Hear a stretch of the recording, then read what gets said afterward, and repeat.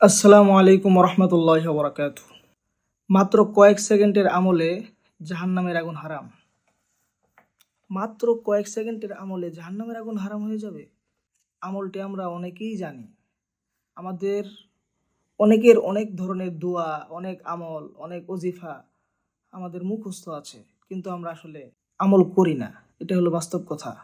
আমলটি হচ্ছে ফজর এবং মাগরিবের পর 7 বার আল্লাহুম্মা আজিরনি মিনান্নার দোয়াটি পাঠ করা। আর আমলকারী ব্যক্তি যদি ওই দিন মারা যায়, আল্লাহ রব্বুল আলামিন তার জন্য জাহান্নামের আগুন হারাম করে দেন। এখন কথা হচ্ছে, আমরা অনেকেই অনেক রকম দোয়া জানি, দরুদ জানি, আমল জানি, জিকির, ওজিফা, অনেক কিছুই জানি।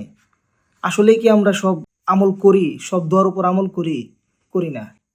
আসলে ভাই, অল্প আমলেই নাজাতের জন্য যথেষ্ট। আমরা যতটুকু জানি, এই ছোট ছোট ছোট ছোট যে দোয়াগুলা আছে, নামাজের পরে যে দোয়াগুলা, ছোট ছোট জিকিরগুলা আছে, তাসবিহ তাহলিল যেগুলো আমরা পড়ি, পাঠ করি, এগুলো সব যে পড়তে হবে তা না। আমরা ধারাবাহিকভাবে, নিয়মিতভাবে একটা আমল করি।